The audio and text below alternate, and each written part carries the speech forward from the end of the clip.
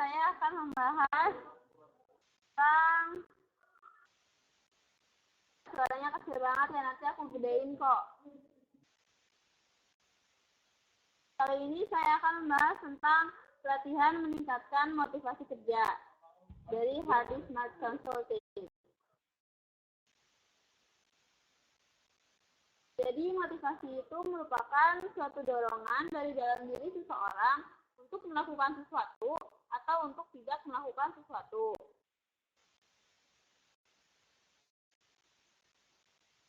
Dan juga ada kebutuhan manusia menurut teori motivasi Abraham Maslow.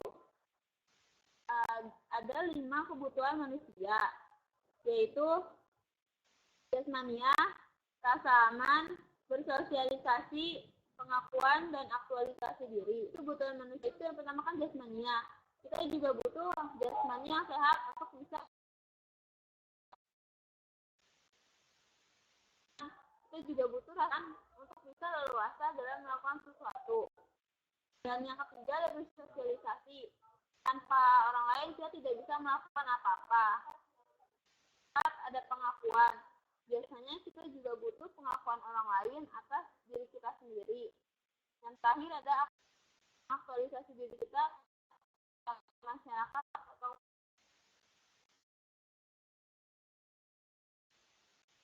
ke teman-teman juga. Makanya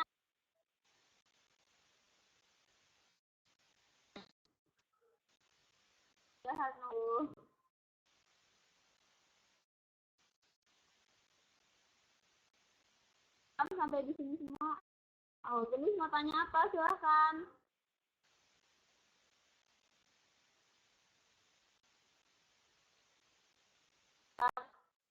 Jadi saya jawab dulu pertanyaan Genis ya. Maksud dari manusia itu membutuhkan sosialisasi apa kakak?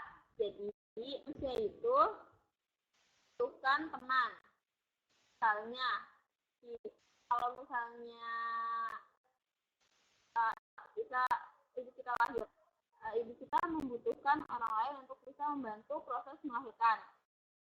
Nah, begitu juga kalau proses meninggal, orang juga bisa untuk menguburkan diri kita sendiri. Nah, seperti itu contohnya. Sudah paham, Gendis?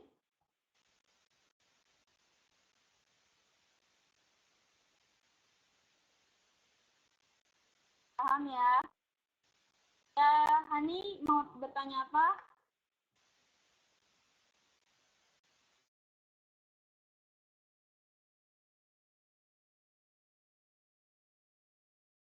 Silakan Hani. Ini gedein kok, tenang aja ya.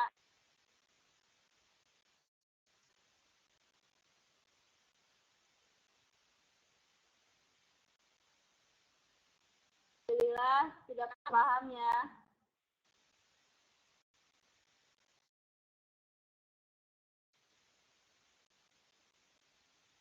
Pertanyaan Hani, bagaimana cara memotivasi orang yang di PHK? Caranya adalah yang pertama, kasih support, kasih semangat. Dikatakan bahwa akan ada kerjaan yang saya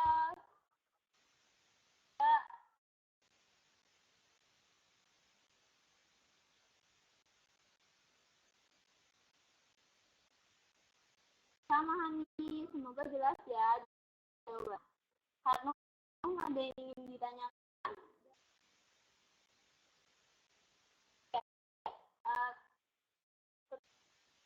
Cara jadi cara pengakuan itu hanya dari kita kedudukan atau kita punya uang. Biasanya orang bahwa kita adalah A, kita adalah B. Kalau kita punya atau mungkin bisa ciri khas, mungkin bisa kita punya uang, mungkin kita bisa punya kedudukan atau yang lainnya. Apakah sudah jelas?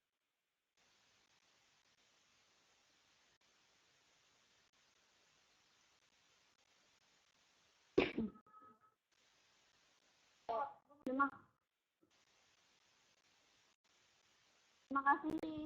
Ya, lanjut ya. Semua udah paham ya, kita lanjut. Ini juga ada kebutuhan manusia, tapi ini hierarki kebutuhan beda sama yang tadi. Pertama, manusia primitif, yang kedua ada safety player, yang ketiga ngobrol atau melamunkan masalah, yang keempat selalu memperhatikan orang lain, dan yang cara versatile. Kalau yang pertama manusia primitif itu manusia yang bisa dikasihnya aja, berusaha, proses, dia hanya ingin, dia nggak mau yang ekstrim itu, dia cuma mau kecil aja. Kalau yang ngobrol melamunkan masalah, dia juga nggak bisa hampir sama seperti manusia primitif. Dia mencoba cari solusi tapi hanya yang selanjutnya ada selalu mencari perhatian orang lain. Biasanya dia bukan pengakuan dari orang lain. Yang terakhir adalah yang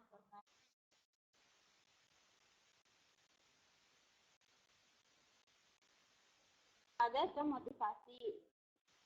Menurut David Chandler, ada motivasi yang berusaha dan ada motivasi pasti.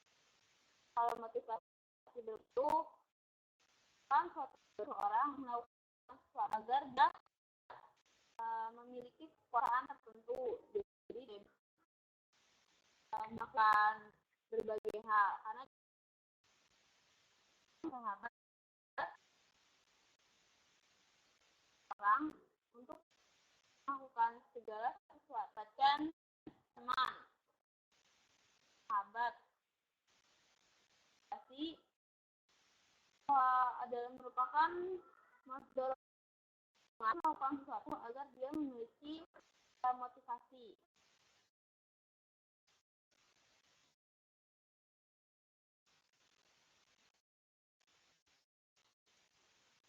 Karena ada yang ingin ditanya.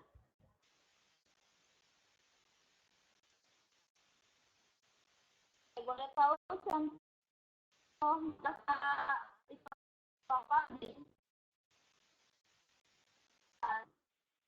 Dia punya jadi ingin berubah tanpa memperdulikan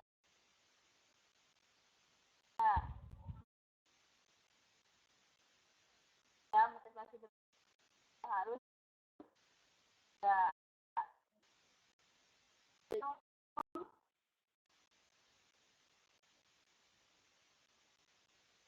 sama jenis ada yang ingin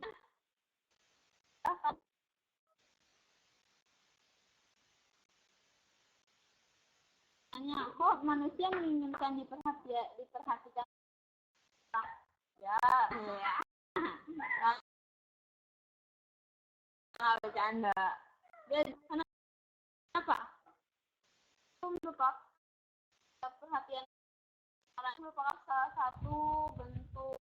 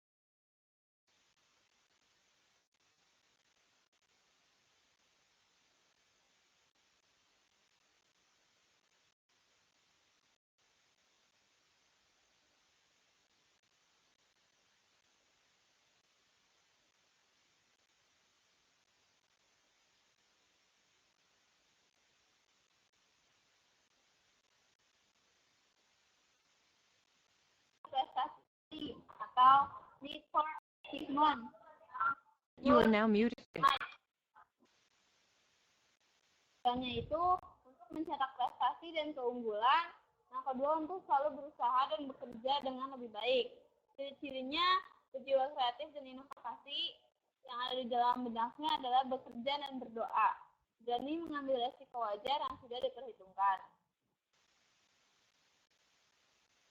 Bersahabat atau need for affiliation. Tujuannya, satu, keakraban dan keharusan hubungan antara pribadi. Yang kedua, mampu mengerti keadaan dan persoalan orang lain. Yang ketiga, mendahulukan kepentingan orang banyak. Ciri-cirinya adalah yang pertama, merasa takut akan kesendirian, mudah bergaul dan menjalin hubungan dengan orang lain. Yang ketiga, mudah menjalin kerjasama dengan orang lain.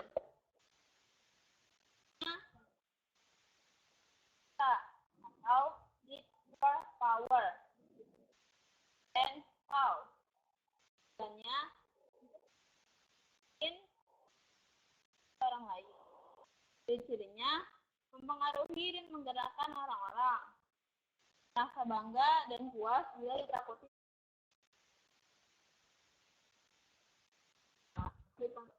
Terakhir, menjadikan simbol status bagi dirinya.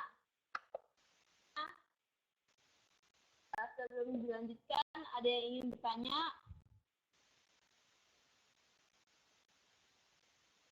Hanum.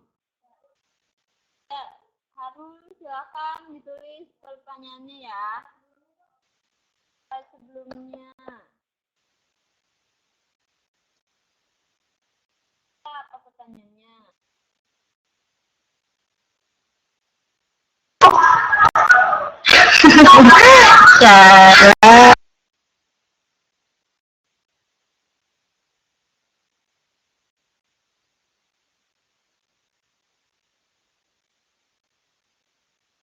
Tunggu ya. Ya. Kira-kira gendis.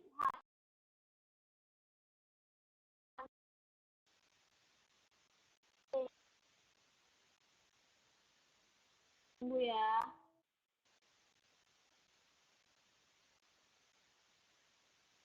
Muncul dia jawabannya. Soalnya. Gimana cara membuat simbol status bagi diri sendiri? Simbol status itu maksudnya apa ya? Pengakuan dari orang lain. Ya, caranya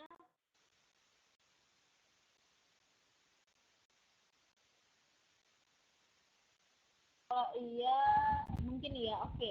Kalau iya, bisa itu pertama kita cari jati diri kita sendiri sehingga memiliki ciri khas. Itu yang pertama.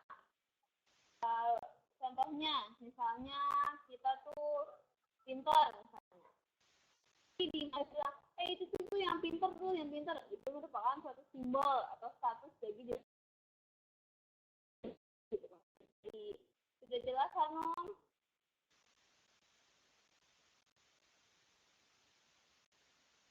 Oke, gendis. Ada yang ditanyakan? Ya, seperti itu, Hanum. Terima kasih ya. Oke, pertanyaannya, bumi terus apakah dampaknya? Dampaknya sebenarnya banyak. Yang pertama, dari kita sendiri juga untuk bisa lebih baik lagi. Atau yang kedua, dampak jeleknya itu kita jadi sombong. Ini sudah jelas.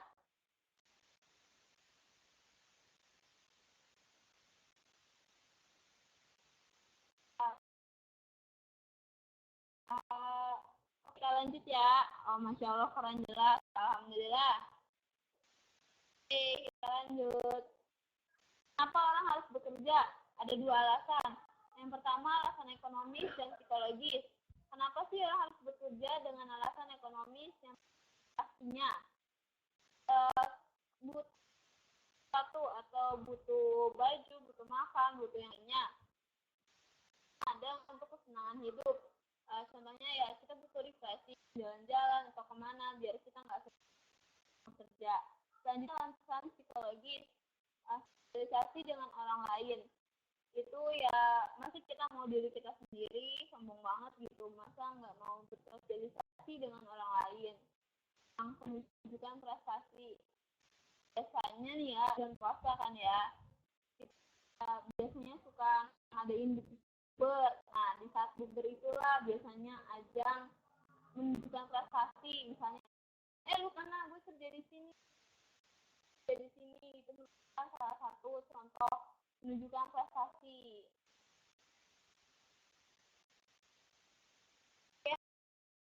Ada yang ingin silakan. Tunggu pertanyaan dong.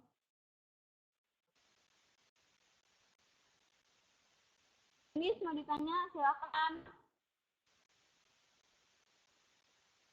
Oke. Agak pamer ya yang tadi bukber. Iya sih sebenarnya. Biasanya tapi suka gitu, kerja di mana, kuliah di mana, atau udah punya rumah atau belum? Itu enggak sih. Atau udah punya istri atau belum, udah punya anak atau belum, tinggal di mana? Biasanya kan suka begitu ya. Jadi emang agak dulu ya Saskia, aku jawab pertanyaan jenis dulu.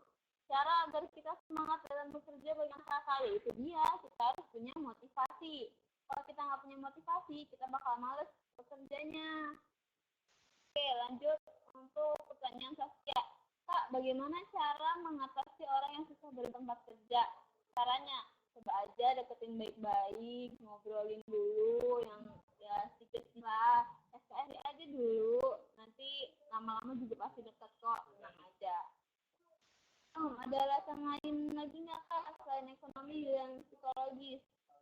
Kayaknya sih alasannya itu aja deh, tapi kalau misalnya kamu punya alasan boleh silahkan. Oke, dilanjut ya.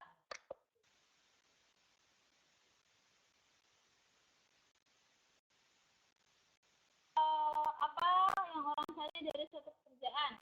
Yang pertama ada uang, yang tadi mungkin pertanyaannya Hanum ya, alasan apa lagi gitu ya, ini privasi atau hubungan yang tadi soal bukber, kalau kita nggak punya teman, pamer dari mana, gengsi, yang keempat mandiri, dan yang kelima arti hidup. Kalau ada yang ditanyakan silakan. Kalau dibilang itu di mana? Ya, pada dibilang sombong dengan dibilang SPSD. Ya benar genis, SPSD menurut saya penting. Iya benar, penting banget. Cuma harus. Jangan kepedean juga ya. Oke, ada lagi yang ditanya? Lanjut ya. Oke. Kenapa, Sah? Ya benar, Rum. SPSD juga.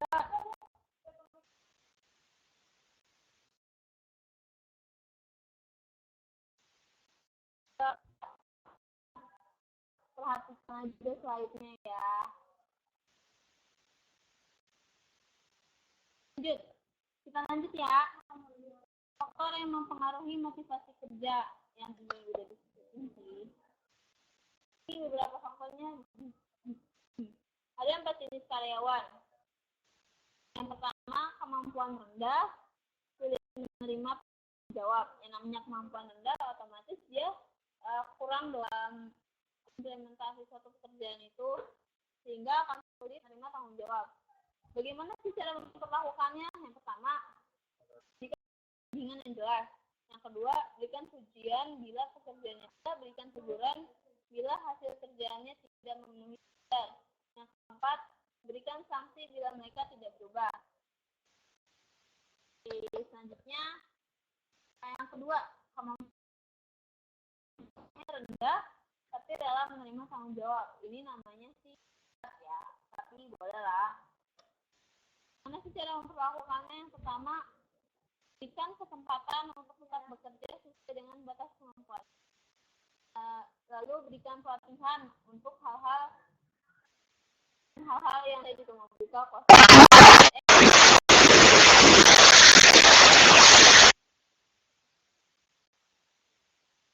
berikan hasil sesuai yang diharapkan. Dan selanjutnya berikan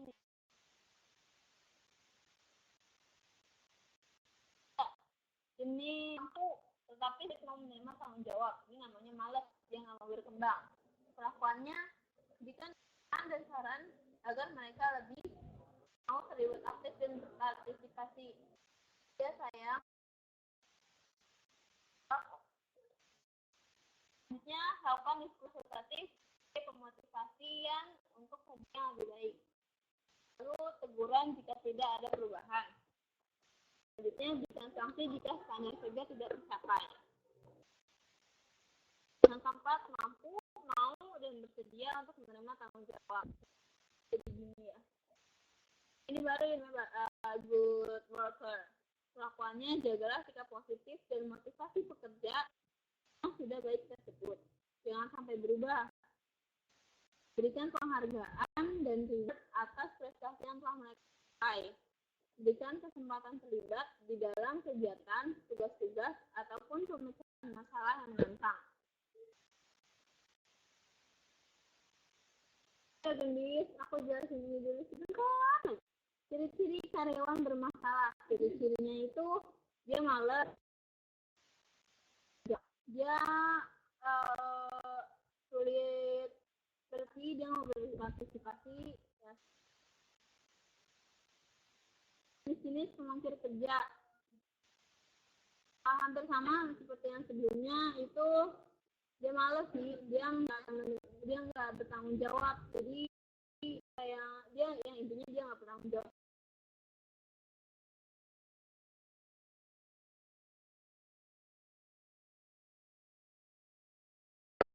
Ya. Oke, kita lanjutkan ya. Anda bermasalah dengan motivasi. Permasalahannya itu biasanya sesuatu yang tidak diinginkan, sesuatu yang harus ditiadakan, atau sesuatu yang harus dirubah, atau sesuatu yang harus diperbaiki. Terus penyebab masalahnya apa sih biasanya? Itu menemukan penyebab utama masalah jauh lebih sulit daripada memecahkannya.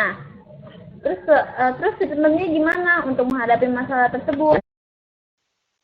Masalah harus dihilangkan atau ditinggalin ke mantan. Kita lanjut ya. Faktor-faktor yang mempengaruhi kinerja karyawan menurut Frederick Herzberg, susah banget ya. Pertama itu agent faktor, yaitu faktor yang dapat mengurangi perasaan tidak puas pada diri seseorang, namun bukan faktor pencipta produktivitas kerja yang lebih tinggi, yakni misalnya uang, contohnya gaji, insentif atau bonus. Nah, kedua fasilitas, misalnya tunjangan, jabatan, kendaraan, kesehatan atau rumah dan lainnya. Yang ketiga, status dalam pekerjaan, tetap KKWT itu apa ya, atau golongan dan harian. Selanjutnya, faktor-faktor yang mempengaruhi kinerjanya adalah motivator factor. Adalah faktor motivasional yang mengarah kepada pengembangan sikap mental positif yang dapat dijadikan motor penggerak internal di dalam diri seseorang, yakni pengakuan atas ide, gagasan,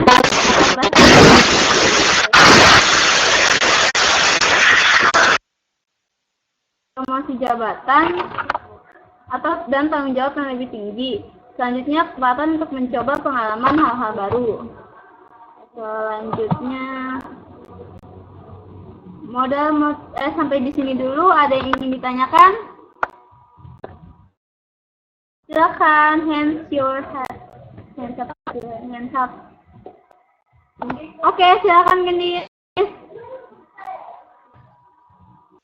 Ada tidak sih seorang yang tidak mempunyai motivasi? Ada, pastinya ada. Itu motivasi itu orang yang biasanya tuh ya, dia malas. Ada kan temen yang ngapain sih kuliah gini, itu dia nggak punya motivasi buat kuliah. Mungkin motivasinya dia ke yang lain, gitu. Gimana Gendis jawabannya? Boom, keren Kak jawabannya, mantap. Debak LE. Ada lagi yang ingin ditanyakan?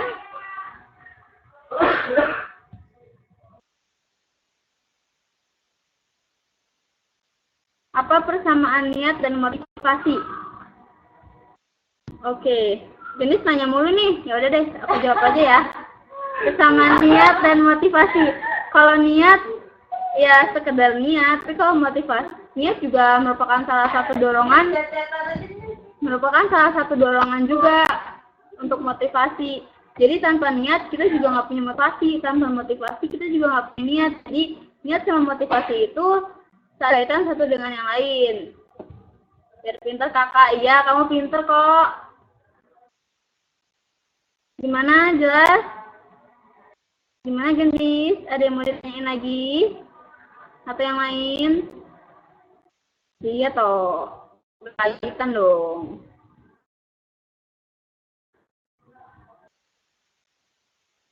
Cukup, oke, Gendis cukup ya, Masya Allah, keren, iya, Alhamdulillah. Lanjut ya. Oke, modal motivasi diri yang tadi aku bilang kan, niat, atau komitmen. Yang kedua konsisten. Jadi kalau misalnya kita punya niat doang tapi nggak konsisten ya sama aja. Contohnya, misalnya ada seseorang yang mempunyai berat badan lebih. Dia punya niat mau kurus, tapi cuma niat. Sedangkan dia nggak konsisten dalam menjalankan misalnya dietnya. Kan sama aja, dia nggak kurus-kurus, kayak gitu. Oke, kita next slide. Alat pemotivasi. Biasanya sih pujian itu adalah alat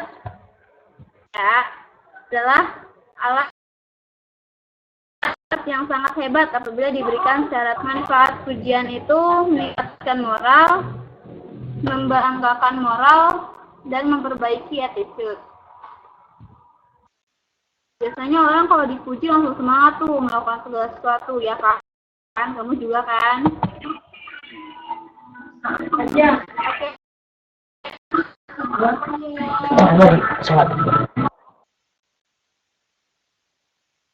Termotivasi menggerakkan diri sendiri dari satu titik ke titik yang lain dengan menggunakan motor penggerak suasana hati sendiri. Motor penggeraknya itu motivasinya, jadi kita butuh pindah motornya gitu. Next slide. Termotivasi menemukan apa yang mampu menggerakkan diri melalui kekuatan, keinginan, dan dinamika sendiri. Oke, gini tersenyum.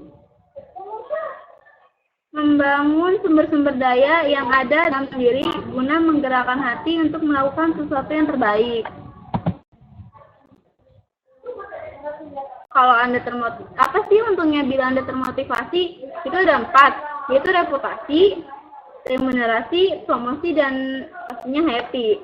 Kalau kita punya reputasi yang baik, otomatis gaji kita bisa menjadi besar dan orang-orang juga akan mempromosikan kita menjadi memiliki jabatan yang lebih tinggi.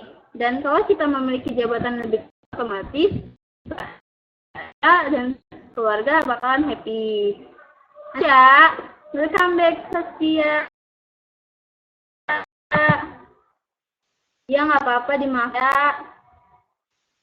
Paradigma karyawan prestatif itu punya obsesi ingin bahagia, berani bertindak yang benar, mau melakukan kerja lebih, dan berpikir secara internal.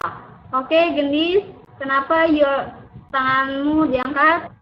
Kenapa Hanum? Silakan. Gendis, kalau habis dipuji terus sombong itu baik nggak Kak? Sebenarnya sih nggak baik ya. Tapi ya mau gimana? Nah, orang tuh kalau habis dipuji muncul 2 sikap. Yang pertama, memanfaatkan pujian itu sebagai penyemangat untuk bisa lebih baik. Dan yang kedua,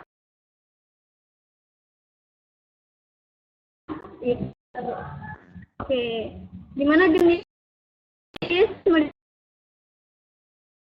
ditanya lagi? Hanum ditunggu pertanyaannya. Hani gimana? Ada yang ingin ditanyakan atau jelas? Oke. Hani dianggap jelas ya. Oh gitu, soalnya teman saya ada yang sombong Kak. Ya ampun, kasihan banget sih temennya tuh.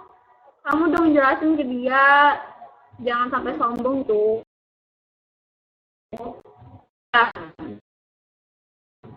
Begitu, Arnold.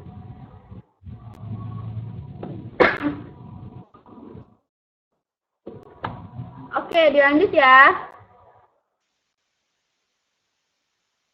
Oke. Oke nih, hilang-hilangan ya. Nggak apa-apa. Keinginan versus kenyataan. Biasanya kita selalu ngebayangin sesuatu yang kenyataannya dong. Biasanya keinginan tidak selalu sama dengan kenyataannya. Supaya keinginan dengan kenyataan, maka jadilah manusia yang tahan banting. Seperti kita mengerjakan hal ini, ya nggak? Pegang prinsip. A failure is a feedback. Jadi kita bakal dapat feedback apa yang kita beri, kita akan dapatkan itu. A failure is stepping on to a success. Jadi kita menapaki batu untuk sukses gitu. Sakit-sakit dahulu, bernaung kemudian. Oke. Saya lapar nih. Ya nanti ya makannya. Oke. Nggak apa-apa kok kalau sambil makan juga. Aku lanjut ya. Golongan tingkah laku manusia itu ada 3. Ada golongan hitam, golongan kuning, dan golongan hijau. Kalau golongan hitam itu tingkah laku negatif. Biasanya kayak mabuk-mabukan, nongkrong di jalanan, atau segala sesuatu yang negatif dan merugikan orang lain. Kalau misalnya 2, golongan kuning atau tingkah laku semi negatif. Jadi itu contohnya misalnya kayak nonton konser, itu hampir negatif, tapi itu nggak negatif juga, ya kan? Dan golongan hijau itu tingkah laku positif. Apa contohnya? Misalnya ikut WNJ, nah itu kan tingkah laku yang kan? Oke. Kalau kamu termasuk golongan yang mana nih? Golongan hitam, kuning, atau hijau?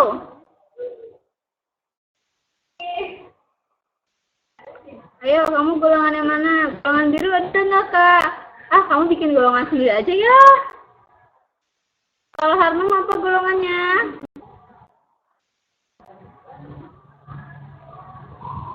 Kalau Saskia golongannya apa? Putih ada nggak, Kak? Putih golongin saja ya.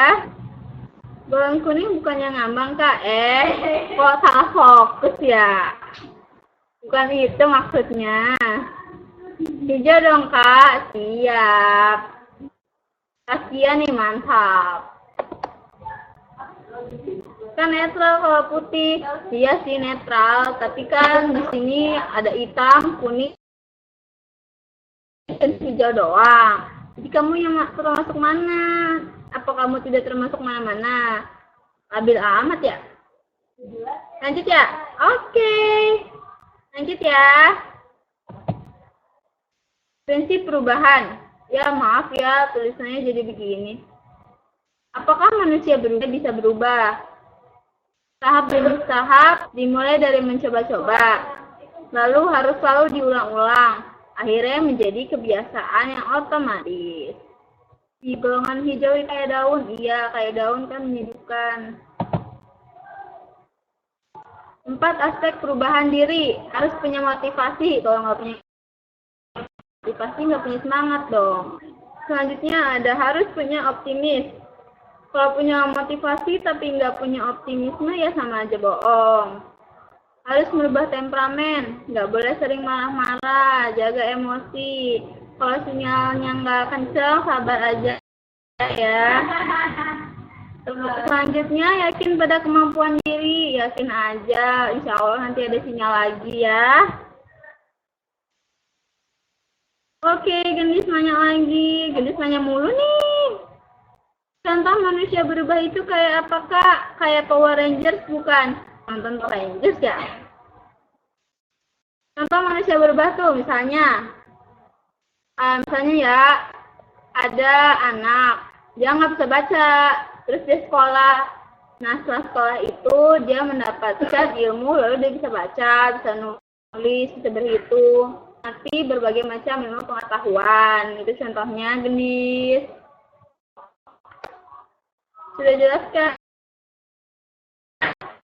Harnum mau ditanyain apa? Oke, ditunggu pertanyaannya, Harnum. Kalau pas sekolah terus nggak dapet apa-apa gimana Kak? Ya nggak usah sekolah aja gimana? Gendis nih ya. Emang kamu kalau sekolah dapat apa Gendis? Apa dapet cewek? Kayaknya nggak dapet deh. Katanya harus sekolah. Iya harus sekolah, tapi ilmunya juga diambil dong. Temperamen itu kan kayak udah jadi tabiat ya. Kalau diubah bukannya susah. Memang susah. Tapi kalau kamu ada kemauan pasti bisa kok. Ya.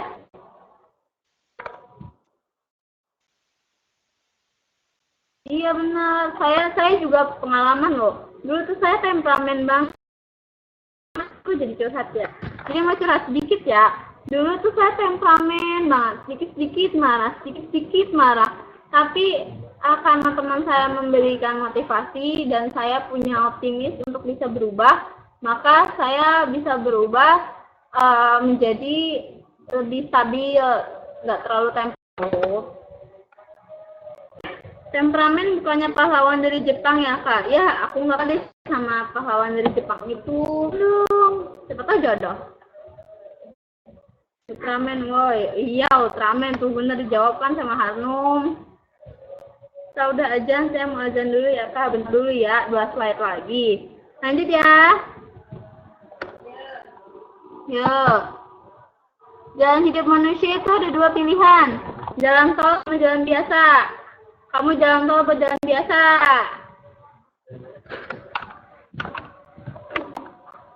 Hanum jalan tol. Oke, Hanum ini cepet ya.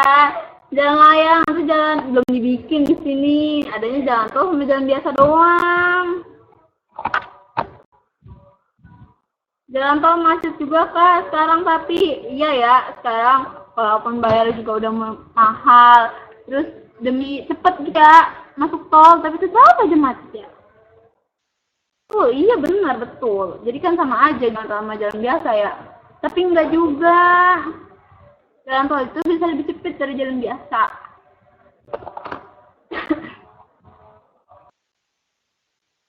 Terus buat apa ada jalan tol kalau masih macet? Jadi dulu itu kan udah agak-agak jalan ke Minang. Kok jadi baper ya? Terus dulu pertanyaannya Gendis ya. Terus buat apa ada jalan tol kalau masih macet? Dulu kan nggak ada jalan tol, terus juga macet, jadi dibuat jalan tol supaya nggak terlalu macet.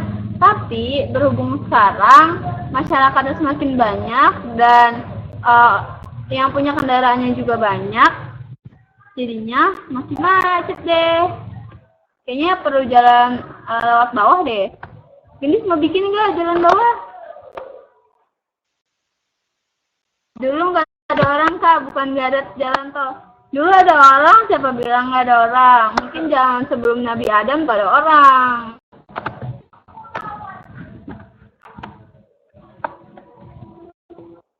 Hanum, ada yang mau ditanyakan lagi? Oke, lanjut ya. One slide lagi. Tapi udah selesai sih. Ada yang mau ditanyakan dari slide ini? Jenis mau tanya lagi? Ngobrol aja. Kamu gak punya teman ngobrol ya, Arnum? Kasian banget sih, Jonas banget. Udah gumo. Ya udah, lapar ya. Ya makan dulu ya. Iya emang oke. Ya udah. Kalau gitu cukup sekian ya. Kalau gitu cukup sekian ya makalah dari saya. Kira-kira kalian jelas nggak sama makalah yang udah saya katakan? Jelas. Terima kasih Hanum, jelas. Oh, Gendis mau tanya lagi. Tanya apa? Udah punya pacar belum? Kamu kepo banget deh. Ada deh. Emang kamu udah punya pacar? Pasti belum. Ya Allah. Jangan semangat ya. Iya. Sama Saskia aja mau nggak?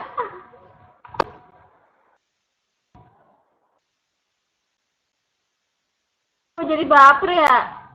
Waduh, Saskia galak kak. Nah, sama Saskia. Ini nanti setelah chat-chatan ya sama Saskia, siapa tahu bisa jadian dapet jodoh. Cie.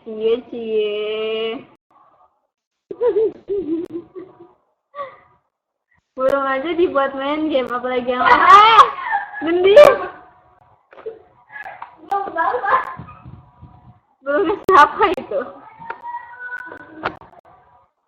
Itu kontrol omongannya. Iya, Kak, tolong. Wah, gendis. Kamu ngambil gamenya Harnum ya? Dasar ini ternyata. Ampun, Hani diampunin kok sama aku. Saya lihat game Saskia sama Harnum mainannya burung, Kak. Alhamdulillah. Kalau bisa mainan. Burung Harnum hilang, ya udah.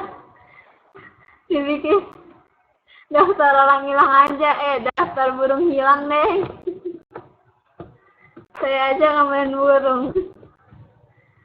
Sudahlah.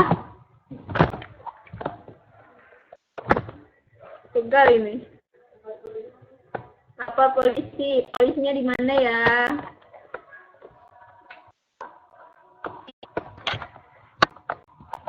Ayo, coba tanya Pak RT. Dibuat wanted. Ya bisa tuh dibuat wanted. Dibuat wanted. Mana ceritanya?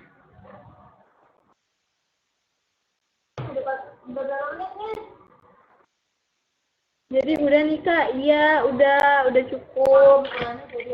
Jadi sekolahnya kita sebagai manusia itu harus memiliki motivasi untuk bisa melakukan sesuatu yang bernilai positif dan bisa mendapatkan hasil dari apa yang sudah kita lakukan. Begitu kiranya ada yang kurang jelas.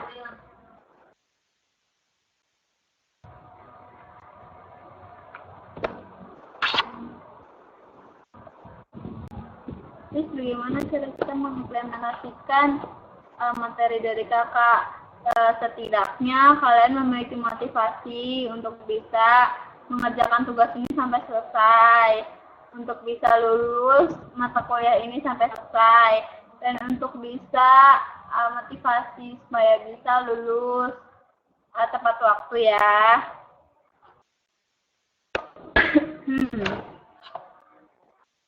Amin Kak. Amin. 5 menit lagi ya. Lama-lamain. Kita mau ngapain, Dis? Kira-kira ada yang bisa ini kira-kira kesimpulan dari materi yang udah dijelasin apa ya? Gendis mau ngomong nggak? You are now unmuted.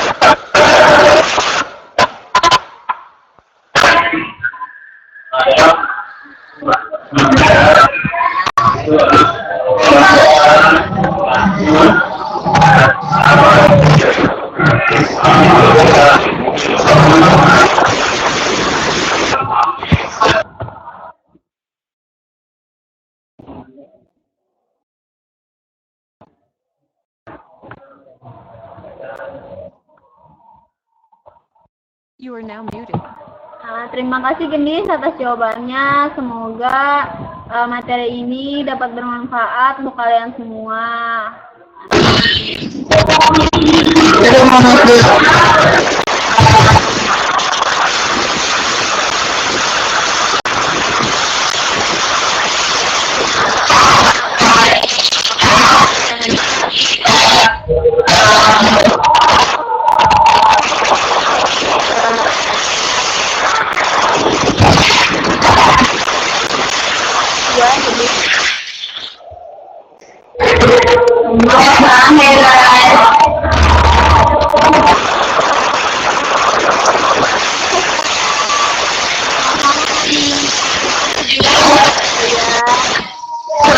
Mohon maaf. Wassalamualaikum warahmatullahi wabarakatuh.